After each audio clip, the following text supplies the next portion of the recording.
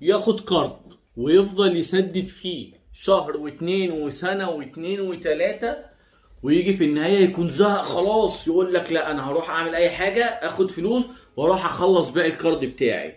يكون هو ليه حسبة، يروح البنك يقول لهم انا عايز اسدد واخلص من الكارد ده، الحسبة بتاعته دي تطلع غلط ويلاقي عليه فلوس كتير هو مش عارف جت منين.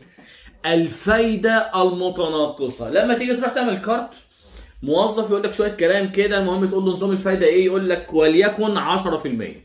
يقول لك 10 بس فايده متناقصه، انت اللي يجي في دماغك فايده متناقصه يعني النسب هتقل، يعني الضغط عليها هيقل. الكلمه بالنسبه لك مضمونها شكله حلو، فايده متناقصه يعني كل شويه الفايده هتقل من عليا. لا هي مش كده خالص يا سيد الفاضل. بص انت دلوقتي واخد كارد ب100,000 جنيه، ركز معايا عشان دي مشكله بيقع فيها كل الناس اللي راح تاخد قروض. انت واخد كارد ب100,000 جنيه، الكارد ده الفايدة بتاعته في السنة 10%، يعني المفترض ال100,000 هيبقوا 110 في سنة واحدة، يعني أول سنة هيبقى 110. نفترض انت خدت الكارد ده 5 سنين، ال5 سنين دولت يبقى 10 اللي هي الفايدة في 5 يبقوا بكام؟ ب50,000. يعني الكارد 100,000 والفايدة بتاعته 50,000، يعني مجمل الفلوس اللي انت عليك للبنك كام؟ 150,000 جنيه. انت بتروح حاسبها ازاي؟ انا عليا للبنك 150,000 جنيه، يعني في السنة عليا 30,000 جنيه. بتيجي تسدد اول سنة 30,000، بتسدد تاني سنة 60,000، فانت بالنسبة لك اللي بقى عليك كام؟ 90,000. تقول ال90,000 دولت عبارة عن 30,000 فايدة هيتشالوا و60,000 فلوس عليا. لما تيجي تروح تسد بقى ال60,000، اوبا تلاقيهم حوالي 85,000. الله، في مشكلة مش مفهومة. ازاي ده انا حاسبهم 60، ازاي بقوا 80 و85؟ بص يا سيدي، هو فعلا انت عليك 150,000 وعليك برضو كل سنة 30,000، هيتقسموا بالتساوي عشان تعرف، يعني كل سنة هيبقى عليك 30,000 جنيه، وهيتقسم ال30,000 دولت على كل شهر عليك كام. بس كلمة فايدة متناقصة ان هو في اول سنة بياخد اكبر نسبة من الفايدة مش من اصل المبلغ. يعني ايه؟ يعني اصل المبلغ عندنا كام؟ 100,000. لو احنا قسمناه على ال5 سنين يعني كل سنة عليك 20,000 جنيه، والفايدة كام؟ 50,000. يعني كل سنة المفروض عليك كام فايدة؟ 10,000 جنيه. هو الفكرة كلها ان البنك بياخد كل شهر 30,000، بس مش بياخد 20 من الاصل و10 من الفايدة، لا، اول سنة بياخد اكبر جزء من الفايدة مش من اصل المبلغ.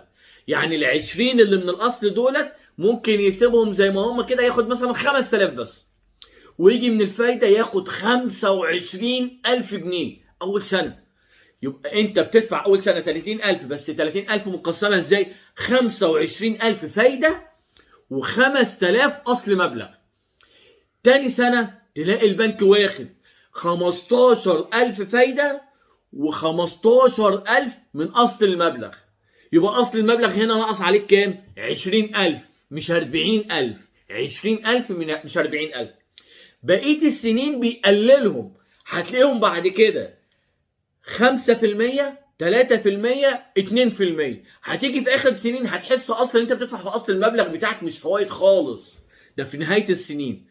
انت طبعا لما بيجي الكارد بيضايقك، انت بتفتكر بعد سنة واثنين وثلاثة بيكون خد هو نسبة كبيرة من الفلوس اللي هي الفايدة مش من اصل المبلغ، فانت اصل المبلغ عليك بتلاقيه لسه جبل زي ما هو.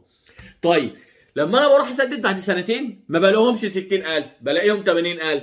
طب في زياده كمان بتحصل، حاجه اسمها ايه؟ حاجه اسمها غرامه تسديد عاجل، او عشان انت هتدفع عاجلا مش هتاخد بنفس الشروط بتاعه القرض، فانت هتدفع 3% على المتبقي من القرض، فبيعمل لك هو كمان نسبه على الفلوس اللي باقيه، فبتدفع عشان تخلص وعشان ترتاح. بس للعلم لو انت كملت بقى بعد كده في القرض هو افضل لك، يعني انت لو فضلت تسدد باقساط هو افضل ليك. هو البنك عايزك تسدد على فترة طويلة، زي ما انت بتسدد ما تروحش تدفع مرة واحدة. عشان كده بيحط لك العقبتين دول، السداد العاجل والفايدة المتناقصة، عشان تفضل على نفس مدة السنين، لان هو بياخد منك مبلغ في الشهر بيحركهم وبيروح يوديهم في كارد تاني وحتة تانية وهكذا. العملية بتبقى تدوير راس مال، لان وجود الفلوس في البنك هو دي مش شغلته ان هو يحط فلوس. البنك بيدور الفلوس بتاعته، بيطلع فلوس هنا وهنا وبياخد من هنا بيودي هنا. تدوير راس المال اهم عنده من ان انت تسدد الكارد مره واحده، لان في معتقدات للناس ان انا مودي فلوس للبنك دي حاجه كويسه. لا، هو بالنسبه له عايزك تستمر في الكارد وعايزك تستمر تدفع في الفايده، وهو بالنسبه له بياخد اللي بيدخل له كل شهر منك وبيدورهم في مشروعات وقروض تانيه. فالنقطه دي خلي بالك منها. في بعض البنوك بتعمل حاجه اسمها فايده ثابته وفايده متناقصه. فاي حد هيقول لك فايده متناقصه قول له بنسب قد ايه، واعرف وخليك ناصح وفاهم في الحته دي، لان هتقول له فايده، هيقول لك فايده متناقصه وهتهز راسك، خلصت القصه. ومش هينفع تقول للموظف ما فاهم، هو قال لك وانت هزيت وخلص الموضوع. هو محدش هيوضح لك التفاصيل غير لما انت تطلب التفاصيل. طيب، هل الكارد انا مش بتكلم في حرام وحلال، مش بتاعتي عشان محدش بس يكلمني. انا بتكلم دلوقتي في شاب ولا اي حد فاتح مشروع وعايز يروح ياخد كارد والمعلومه يعني فايتاه. فانا بوضح مشاكل بنتعرض ليها كلنا، وفي ناس بتتكعبل فيها وبتفهمها بعد، معلش في الكلمه، بعد مرتين وثلاث، وفي ناس ما بتفهمهاش، وفي ناس لسه غطسانه في الموضوع ده. انا بحاول اوضح لك رؤيه ممكن تكون انت داخل فيها. فهل الكارد بالنسبه لك في التوقيتات اللي احنا فيها دي مفيد؟ بص يا باشا، اذا كان الكارد بالنسبه لك هيتحط في مصلحه، في مشروع، في اي حاجه هتنتج وهتدور راس مالك، توكل على الله. مع التضخم اللي احنا فيه ده مكسب ليك، ده مكسب ليك. لو انت واخد حاجه وبتسددها على فترات طويله وهتعرف تشغل راس المال صح وتطلع منه عائد، اتوكل على الله، مفيش اي مشكله.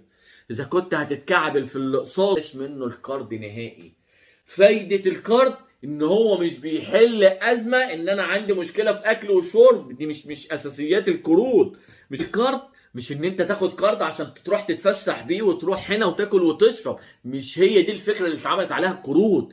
فكره الكارد ان انت بتاخده بتحطه في مشروع، بتحطه في عربيه بتستغلها في اي حاجه تعيد عليك دخل، وبعد كده بتروح تسدد كاردك، وفي نهايه المده بتحس ان انت عملت حاجه من الكارد. اي كارد هيتم استهلاكه في حاجات استهلاكيه بدون اي فائده، بلاش منه الكارد نهائيا. خلي بالك، نصيحه لله،